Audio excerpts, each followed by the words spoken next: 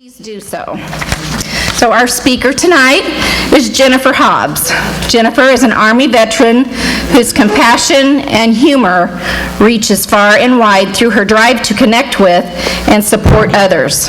She has dedicated over a decade teaching in education industry and serving veteran nonprofit organizations. Jennifer is empowered by the personal growth that comes with struggle, and she inspires others how to embrace their journeys as well. She's not teaching anymore, but she has started her own business, and when she's not involved in that and writing, she likes to spend time with her veteran husband, 3 children, and 2 dogs. So please welcome Jennifer Hobbs.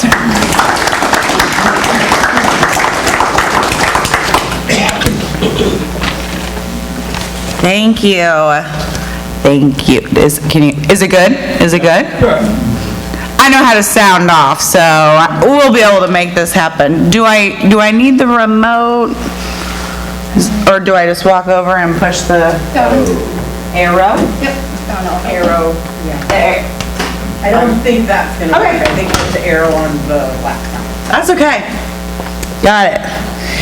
I'm Jennifer Hobbs. Thank you so much for having me here. I feel like this is such an honor. Roxy, thank you for inviting me. She emailed me probably a couple months ago. My book was published July 1st, so to have her reach out to me that quickly, I just felt very honored. And again, it reiterated why I decided to step away from teaching, because I have this passion that I know God put on my heart, and I just had to pray a lot about it, because it's scary, right? Stepping away from 12 years, 2 master's degrees. It was a lot, but I just knew that God wanted me to do it. And when I made the decision to step away, all the things like this, like being invited here to speak to you, all of you who have your own stories, I feel God saying to me in all the conversations I've had, the emails I've gotten, and things of that sort, I feel like God is telling me, I told you, Jennifer, I told you. I told you to do this, you were obedient, and now this is what you get. You get that feeling you wanted, that feeling to be a pillar of support for other people. And so, like Roxy said, I was a teacher for 12 years. I'm married to a combat veteran. I was also a combat veteran. I will tell you a little bit more about that, but I wanted to kick it off with a fun little icebreaker, which is just one of those terms for a little fun activity, because I was a teacher, so we gotta have an icebreaker. So here we go. You don't know me, so let's just do a little guessing game. Since you don't know me, this is just a guessing game. This is called 2 Truths, 1 Lie. 2 things up there are true about me. One of them is a lie. So I'm going to read them out to you, and then I'm going to have you show with your fingers. So for example, number 1, Jennifer loves to read. Number 2, Jennifer loves to cook. Number 3, Jennifer loves to dance. So think of which one you think is a big fat lie, and I want you to give me that number. So if you think that it's a lie that I like to read, hold up a number 1 nice and high so we can kind of see. Oh, nobody. Number 2, Jennifer loves to cook. Hold up a 2 if you... Number 3, hold up a 3 if you think I don't love to dance. Oh man, well it seems maybe you know me better than you thought, because I'm not a fan of cooking. I like it, but because I'm not skilled at it, which way to go, Mission Barbecue, it was delicious. But because I'm not skilled at it, I got the recipe out and I'm sitting there trying to, and it's just so time consuming, and so I just need more practice, okay? So a little bit about my service. I joined at 17 years old. I had always admired people that were in the military. A lot of people in my family had served, and I admired that. And then when I found out that you could join even in high school and do it part-time and still get schooling done, I was like, I think I want to consider that. And then when I found out that they would help me with college, coming from a low-income home, I was like, okay, this is probably the route I need to take, because I didn't know of any other route that was going to get me to college, and I did want to go to college. And so I was already looking at what MOS, which was a job, what job to take on in the military. Decided to go Army National Guard so that I could be part-time student, part-time soldier. And I'm looking at all these different job listings, and so as I'm looking at them, because I signed on at 17, so I'm looking at the jobs at 16 years old. I can't even pronounce half the words on there. I don't know what they mean, like logistics. And so I thought, okay, military police. I want to be a military police. Well, the problem with that was that the training, the schooling was longer than my summer break. So there goes that idea. So then I was like, well, maybe I'll just join and do the same thing that my high school friend from church who had told me about the National Guard, maybe I'll just do what he does. And I asked him what he did, and he said, a truck driver. And I was like, okay, I can drive. I like trucks. Okay. And so then I went and inquired about it, and they're like, oh, this is actually a $6,000 sign-on bonus. And I was like, it's done. Decision made. Decision made. And so I joined at 17 years old. And here is two different pictures, 3 years apart. No, 2 years apart. I enlisted at 17, and 2 years later, I was deployed. I was deployed at 19 years old. I was a part of the 1544th Transportation Unit out of Paris, Illinois. And they called us on Valentine's Day of 2003. I need to point that out there because you'll see this reoccurrence with their dates that they like to pick. So they call me house special on Valentine's Day to pee in my Cheerios and tell me I'm going to have to get out of school and be deployed. So I withdrew from school, showed up at my unit, we packed everything up for a week, we didn't go anywhere. They sent us back home, they said you'll be on high alert, stand by. So then November comes around, and on November 11th, Veterans Day, they call me again and tell me, okay, we are going this time, pack your stuff, report to the unit on December 7th. December 7th, really? Can they just keep hitting these dates? So I'll see you on the anniversary of Pearl Harbor, buddies, okay. So the deployment started on December 7th, 2003, and we had already been packed up. So we headed out to,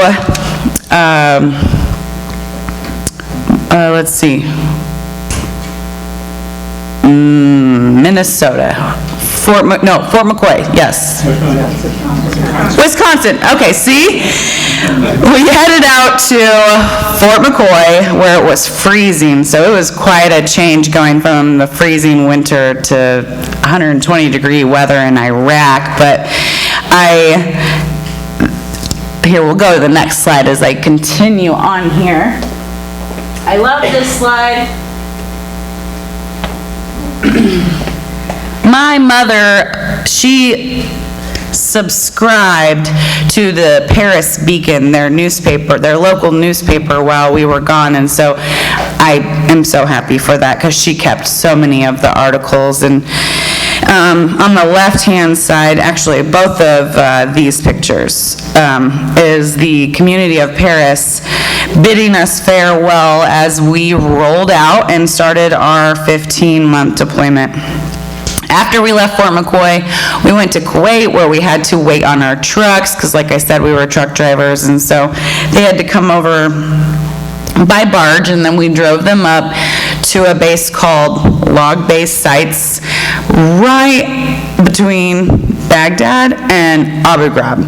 As a matter of fact, it was only 1,500 meters from Abu Ghraib, and if that doesn't mean anything to you, like, the only thing I could say is, like, at one point in the media, like, there was a Abu Ghraib prison scandal, so maybe you remember something like that, but Abu Ghraib was 1,500 meters away, and then we were on this small base, probably a quarter of a mile long, a half a mile wide, and right behind us was a much larger base, much safer, and it had a lot of units. And then on the base that we were on, we had about 5 units, all of them National Guard and Reserve units.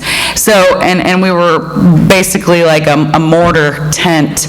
We were mortared so much, and if you're not sure what a mortar is, it comes out of a tube, gets set in your way, and when it hits the ground, it explodes and the shrapnel hits the soldiers or anyone around. And so we received over 230 mortar rounds on that base that year. And every time we'd get mortared, here would come infantry or 1st Cav from the nice, luxurious base next door, driving around us and going to, which I love infantry and I love 1st Cav, I'm not downplaying any, it was a very dangerous base, and so it got a lot of media attention back home as our families got stirred up, because we immediately started losing people within the first 24 hours of being there. Unfortunately, we had our first soldier KIA within the first 24 hours of being there. And we lost our second soldier to, which the first one was due to a mortar attack. The second one was a roadside bomb about a month later. And then the third and fourth happened on the same day. So, as I mentioned, about 230 mortar rounds came into our base, or came to us. A lot of times, though, they hit on the outside the base, because fortunately they had terrible aim. And so a lot of times they hit outside our base, or we got lucky and people weren't around them on our base. And on September 5th, we did not get lucky. They got lucky is what I meant. They hit us spot on, and they walked in the mortar. So the minute they saw one hit and they saw it was a good hit, they walked them in, hitting the heart of my unit, right between my unit's barracks, and 2 people were KIA that day from mortars, and we had 19 Purple Hearts that day. So that was September 5th. We lost our 3rd and 4th person, and unfortunately, not the last person. About a month later, on October 6th, another one of our missions was out, and that was my platoon. So in a unit of, and I'm just breaking this down, for our non-military, all these different things. I know a lot of you know what mortars are, but so in a unit, we had like 160 people, and then like your platoon, ours was like 30. And so in our platoon, we had already lost one of our platoon soldiers. He was the second young man killed, and he was also a twin, and his twin was in our unit. And so he went home to be with his mom after he lost his other half. But so in a platoon of 30, it was my platoon that was on that mission that night. And it was headed to Balad or Taji, I'm not, Balad, and it got hit right outside of Fallujah. And my book talks about how I actually heard the explosion. But in that, we did have our 5th person that was killed, one of my really good friends, Jessica Covey. And she was in the truck with my now husband. She was killed instantly, and everybody thought for sure, as we were catching wind of this in the book, it's really wild how I happened to be in the main office when they got this medevac call, because I was never in the main office, ever, unless I was getting snacks out of the room or something, but I was never in there, and I happened to be in there that night, and so I watched it all go down from a different perspective, whereas my husband watched it go down from a different perspective. As the truck was hit by a roadside bomb, it flipped the truck, and he was the gunner on the back of the truck. And at some time when we were in Kuwait, we welded these makeshift boxes that he would stand in with his 50 cal, put a turret in there, and so when the truck flipped, he got trapped underneath. It didn't break, which is insane, 2,000 plus pounds on his face, so that's, I just told you, on his face. It didn't touch anything else on his body. All of the weight, because the gun box kept the truck from basically decapitating him. And so the weapon stayed mounted on it, and that kept some of the pressure off, but everything went right here on his face. It knocked out all his teeth. It crushed all of this bone in his nose, and he survived. But so,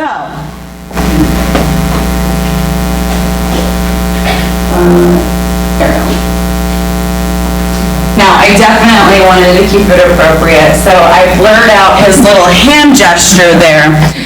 But that was his response to getting blown up, and that's what he had to offer the enemy who blew him up. So on the left is just a picture prior to getting blown up. He's always been known for his smile and his humor.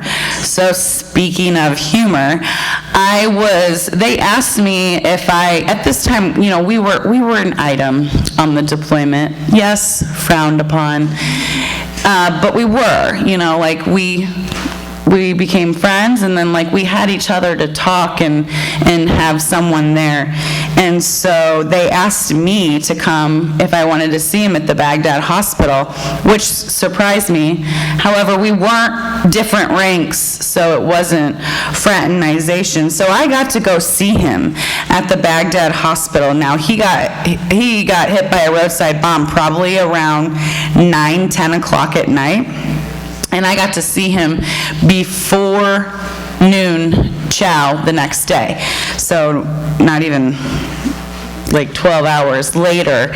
And I was so scared. People were preparing me for what I was going to see. And then when I got to the threshold of the door, and that's what I seen him, and seen he was okay, 1,000 pounds came off of my shoulders, and I just knew, he's gonna be okay. There he is, he's okay. Well, he was definitely okay. I was there by the side of his bed, and he looked at me and he said, "Hey, do I have any hot nurses?" And I was like, oh, he's gonna be fine. He's gonna be fine. And so they shipped him home, and we finished that was October, and we finished the deployment in February. But about this time was when things start to get really rough, especially, but not just for Ryan and I.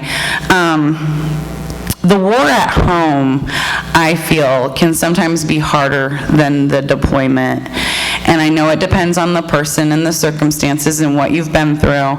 But I truly do believe that the war at home can sometimes be even harder. And so, as we returned, Ryan was dealing with his own things. I was dealing with mine.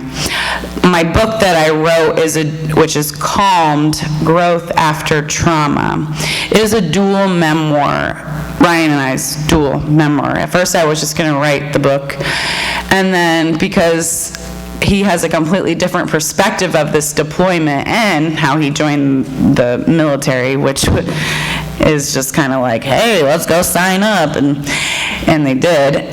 So to put those two different perspectives in there, that's what I decided to do. And so it's really interesting to see our different. He's more of a rule breaker, and I'm not. And so it's got a little humor in there as well. But I want to talk more about the war at home, which is a hard topic. It's not comfortable. But even just sitting down and talking to Christy, and like literally in a matter of 10 minutes, I could finish every sentence that she was going to say, because I can relate, I know, I understand. And again, like I said, it's such an honor to be here, because looking around, like, you guys all have your own story, and I would be so humbled to get the opportunity to hear your story sometime.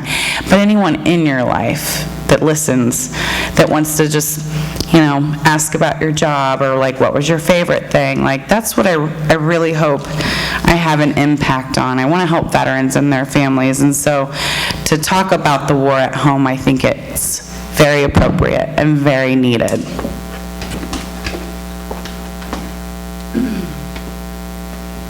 I think one of the hardest parts, I feel like, the war at home is the transition.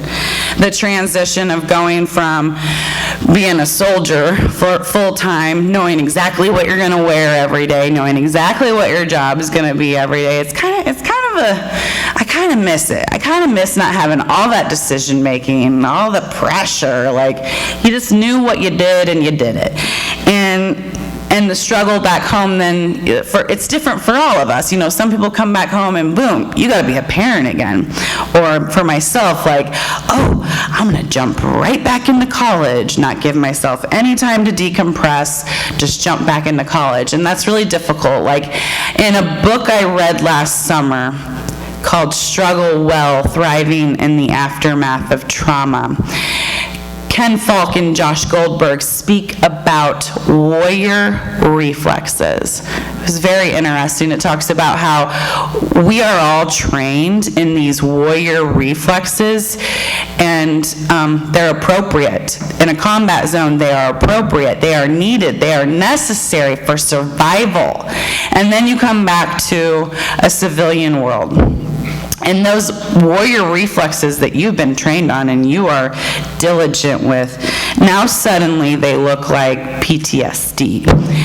Some of them, and they're seen as strange and out of the ordinary. Well, of course. Like, you had those in a combat zone, and so it was interesting to read about those warrior reflexes. They're not bad for us to have, and it's actually good that some of us continue to carry around those warrior reflexes. But the part of transition is finding out, like, when they're appropriate and which ones are appropriate. And so that's a hard struggle. And I think one of the things that a lot of people struggle with is the stigmas. And I learned about this recently. I was researching it. There's 3 different types of stigmas. There's like the public stigma, like a lot of our Vietnam veterans dealt with when we got back. But public stigmas also just continue now, like thinking veterans are a liability, or like just anything that's put out there in the public, like, oh, well, you signed up, you did, just every little thing that comes from the public as a stigma. But then there's these self-stigmas, and I hear this a lot when I talk to people, when I've gone to book signings, and people will come up and thank me for my service, and I could see their hat, and I say, well, thank you for your service, and then they'll be like, oh, well, I didn't do anything, and I'm like, oh, stop right there. Stop right there, because we're not comparing our service. You signed that line, and you didn't choose how horrible it was going to be, or mediocre, or whatever. You signed on that line, and so we're not comparing our trauma and what has happened don't have that kind of, and some people are afraid to even, like, I know some of my battle buddies, we've been back now for 17 years, and I know some of them that, like, they won't even tell people that they're a veteran, because either they're not comfortable with it, or they think you're not comfortable with it, and they don't want to, or they compare themselves to our Vietnam vets and everything that our World War I, II, and Vietnam vets and Korean vets have been through, and they just feel like they had it way worse than us. Like, that's those self-stigmas, and then structural stigmas, like, and this is one I've definitely had to deal with a lot, and that is comments, like, oh, well, you're National Guard. You're 1 week in a month. You're a weekend warrior. Like, oh, well, they should change it to International Guard, because when I signed up, I thought it might just be like sandbagging or like emergency floods and things of that sort.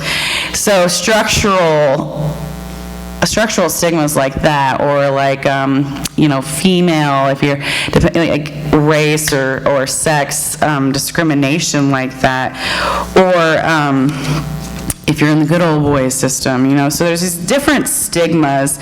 And so the war at home continues on, and one thing I am very grateful for, having come from a unit where we're from a lot of these central Illinois small towns, like, we're just a bunch of what I would describe just like farm kids from smaller cities, and so we really came together and grew together as a family. And like, as you know, with any of your battle buddies that you may have served with, like, they are your family. They become your family. And so I'm super happy that the people that I have served with, we continue, a lot of us continue to get together and be there for each other, even to the point to where about 5 years ago we made a decision to start a non-for-profit and become a state recognized group. And we are called the Veterans of Log-Based Sites, because log-based sites would be the base I told you we served at. And so, like, we are just working to provide support for one another. But I wanted to show you, I have a couple of pictures. When I walk over here, I'm going to show you a picture of the Veterans of Log-Based Sites at one of our retreats, and then I'm going to show you my cute little family, because although my husband and I really struggled with things upon our return from Iraq, and I mean, it is messy, 5 years later, we got back together.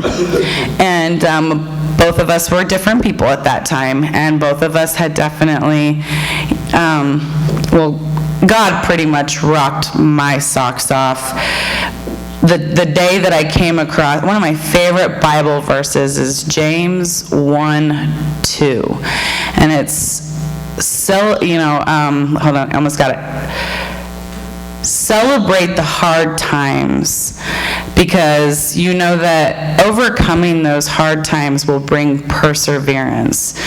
So to embrace those hard times, because then that makes the good times just even sweeter, and it brings perseverance, which brings more faith. So here's my cute little family. I got 3 kids. This is the Veterans of Log-Based Sites. And COVID has really limited our get-togethers, but we're still, I just stepped in as the president of that group again. I've done it in a few years. Here's my husband. If you met him, you would have no idea that he's had a bone graft from his hip to rebuild his jaw.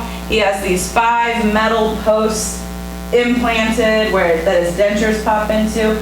You wouldn't even know it. You wouldn't even know it. They even mocked up his fake teeth to make them match his older teeth. And because he just laughs all the time, it's kind of one of his coping mechanisms, to be honest with you, that drives me crazy, makes me want to choke him out sometimes.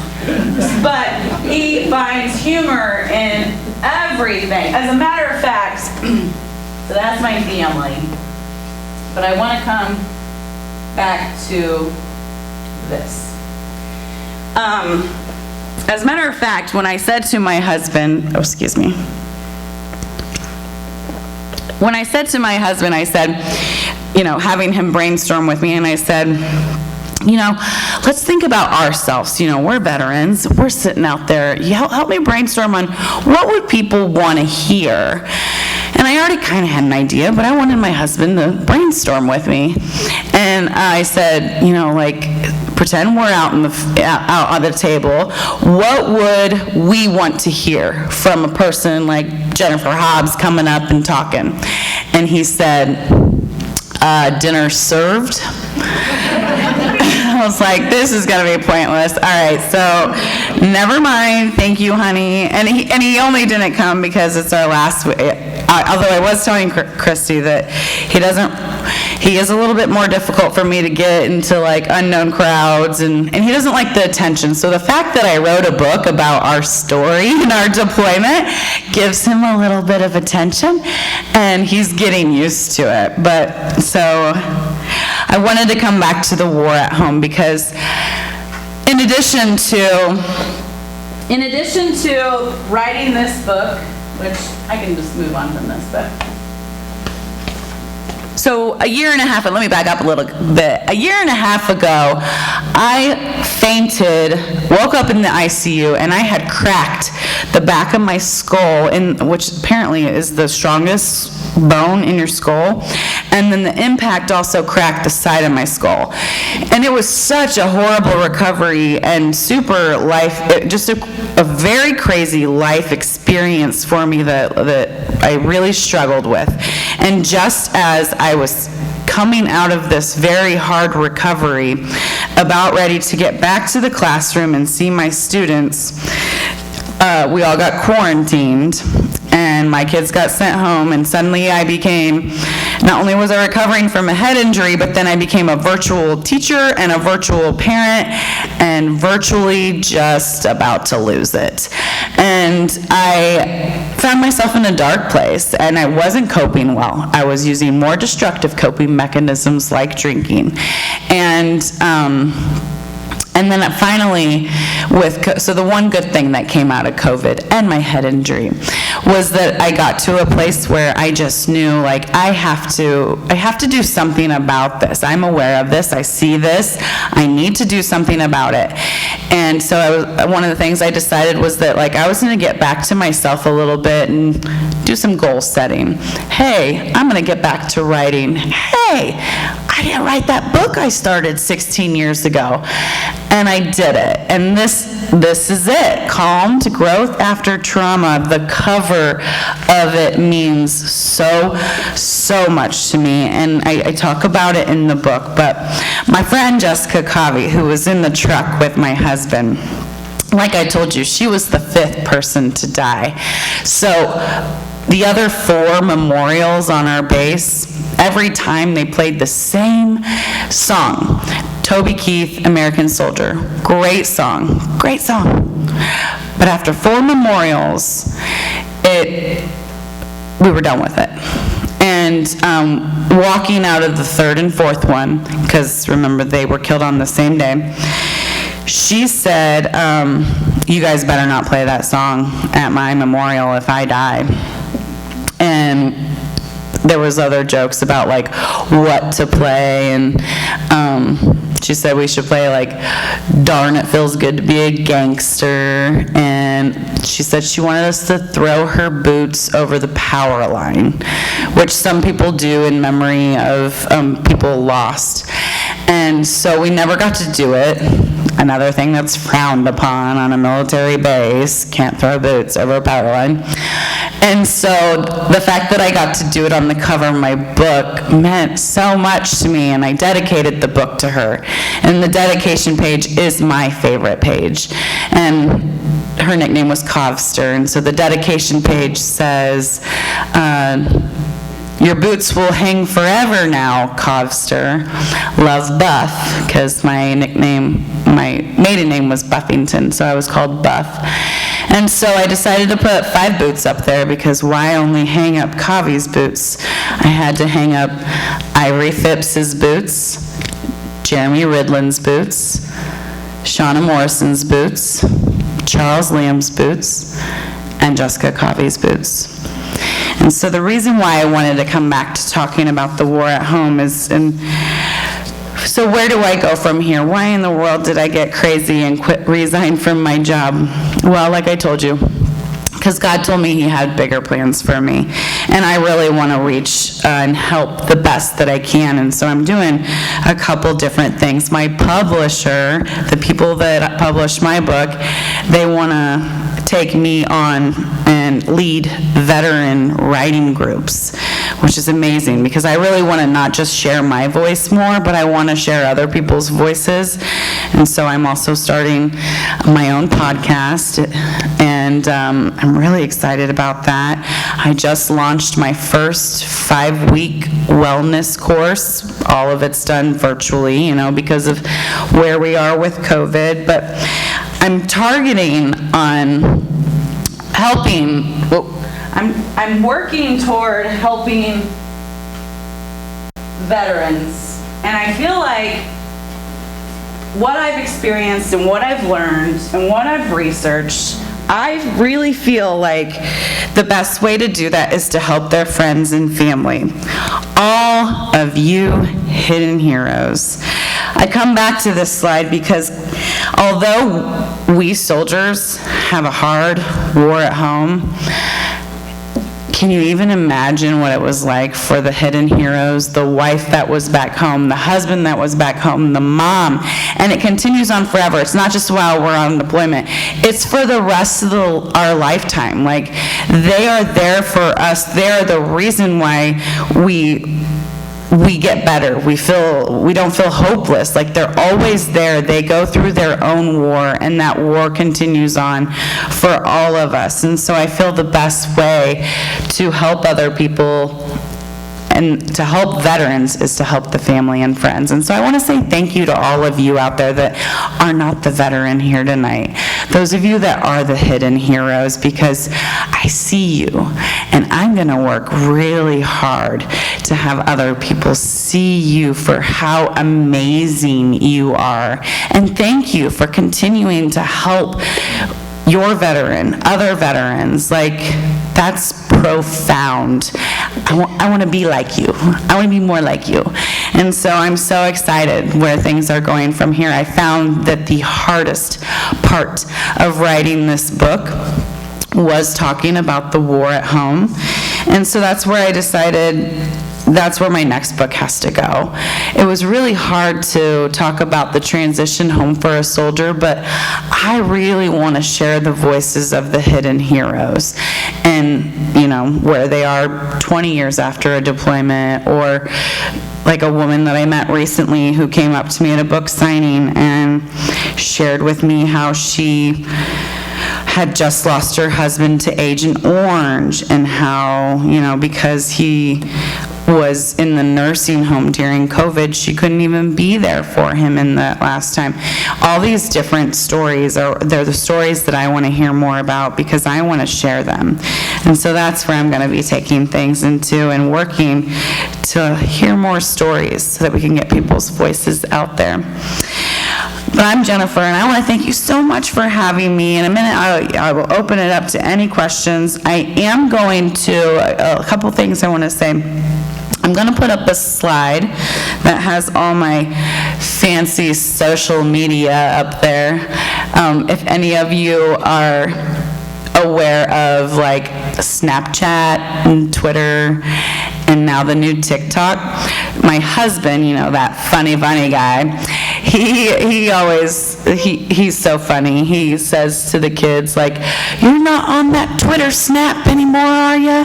Or are you watching TikTok?" And he's just he cracks me up. So I'm going to put up my social media links for any of you who are on Facebook or Instagram. However, you can either take a picture of it with your phone, but I brought lots of cards, and so I have my email and social media links on there. I forgot my bright orange paper that I really wanted to have people sign up for my newsletter, just to kind of keep you informed with what I do have going on, things coming up.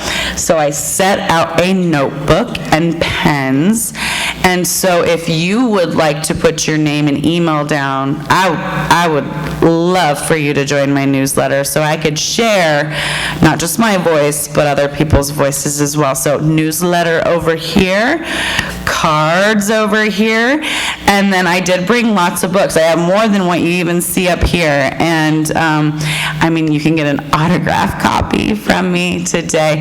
It is $15. I do take all forms of credit because, you know, I got that Twitter snap, so I take debit, credit, and Venmo and PayPal and all that. And then lastly, what I was going to say, I'm going to forget, but before I wrap it up, thank you again for having me. What a great organization. I can't wait to tell people about Dinah and other dogs like Dinah and what they're doing. But oh, I remember the last thing I was going to tell you. I wanted to show you how fancy I am with my Twitter snap. I don't have Twitter snap, but so I have this fancy card made, and it has a barcode on the back. So say, for example, like you buy a book tonight and you like it and you're telling someone about it, you can give them my fancy card and they can scan the barcode and it takes them straight to Amazon. Crazy, right? Crazy. It's crazy. But that is, I'll put up my social media links, but are there any questions? As I drive away tonight, I'm going to think, oh, I forgot to tell them this. Oh, I forgot to say that. But hopefully you got an idea of who I am, what my mission is, and and did I mention that there's totally pictures in the book? I mean, barcodes, pictures. I really feel accomplished. Are there any questions? Jennifer, you mentioned to me earlier how you came about the title Calmed. Yes. Can you tell them about that? I sure can. Let me take a drink. This is a very good question. So, as I was talking a lot with my husband over the last year, which was really good, it was very therapeutic for both myself and him, independent, like separately, but also together. I mean, I've heard so much of his story. You know, as you'll read in the book, I was there. Like, I massaged his bone graft for him. So I've heard so much, but there was so much I still didn't hear. And so as we dove into those conversations, I could tell it was healing for him, because it was almost like I got the vibe that he was happy telling me about it, because it was almost like, wow, like people care, they want to hear, and I feel like a lot of people are going to feel that way if you start talking to them about it. And of course, people may not suddenly want to talk about it, but in the conversation when I was talking to him about October 6th, His Alive Day. Every year now we celebrate His Alive Day on that day. We also celebrate Covey Day and celebrate the life of my friend Jessica Covey. And so as I was talking to him, you know, he remembers a flash of light from the IED. He remembers blacking out and then feeling a lot of pressure on his face and moving his tongue around in his mouth and feeling like teeth missing, and then like in the back of his throat, and he thought, oh, this ain't good. So they end up getting him out from under the truck, and they put him on the medevac helicopter. And at one point we were talking about, I said, you know, was Sergeant Edwards on there, who was also in the truck and survived? And he said, he was, but I didn't know it at the time. He said, but I did know, like, that there was somebody on there that I knew. And I said, why? And he was like, well, he said, I didn't see them, I didn't hear them. He was like, but for some reason, I just felt calmed. And that is so out of my husband's character. Like, calm isn't in his language or his personality. And so it was phenomenal. It was that moment when he said those words, I just felt calmed. Just felt like he had a guardian angel, or he just had someone there that he knew. And that's how I got the title. It was phenomenal. And I'll tell you what, I mean, I would not be standing here today if it wasn't for my spiritual growth. And I know Ryan and I wouldn't be back together if it wasn't for our spiritual growth separately. And so for that, I'm very grateful. I'm just very grateful for the mercy and the grace that God gives us, and then for the opportunity to come speak to all of you. Are there any more questions?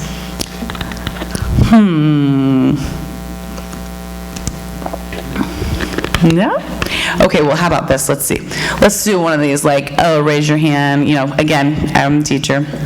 I just want to get an idea of some of your guys' ranks, or not ranks, but branches. Now, I'm really going to challenge my brain and hope that I could get all of the branches, but raise your hand if you were Army veteran. All right, raise your hand if you were, thank you for your service. I guess I'll say that. Thank you all for your service. Raise your hand if you were a Marine, are a Marine. There you go. Yes, Matt, right?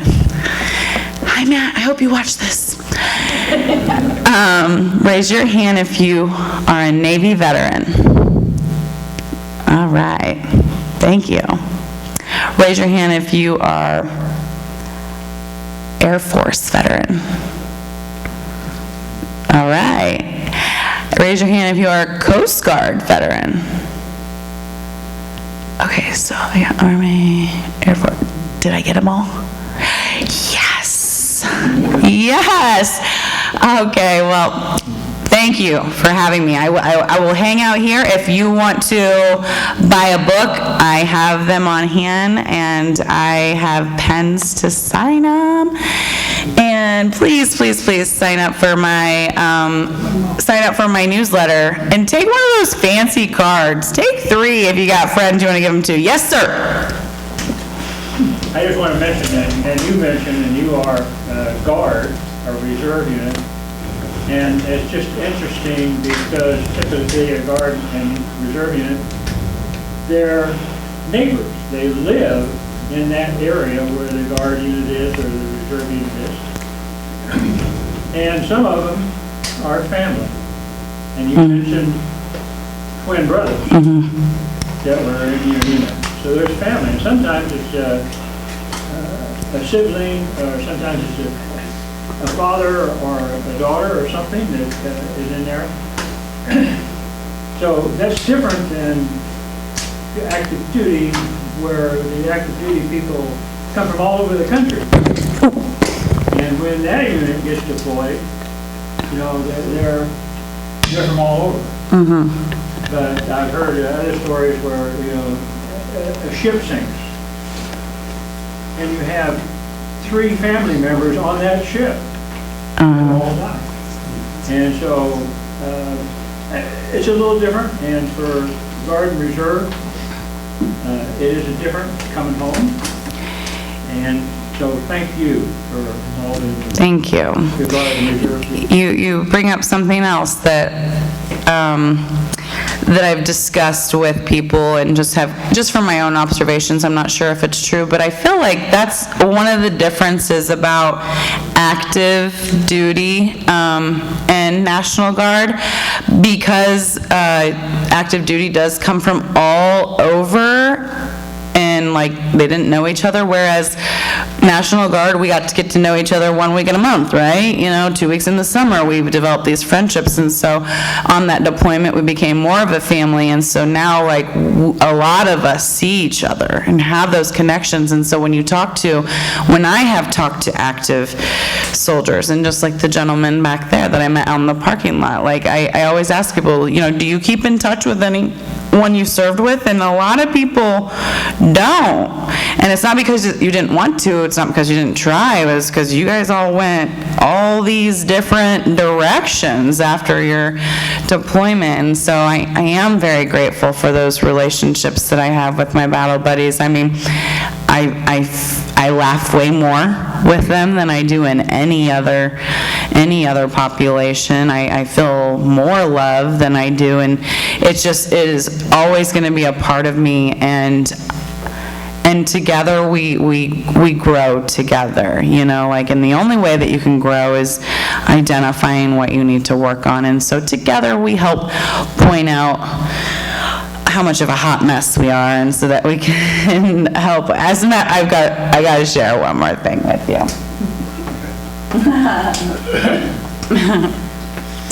You know, so speaking of hot mess, and I said, you know, with the veterans of log-based sites, we like to support one another. I seen this meme a friend of mine sent it to me today.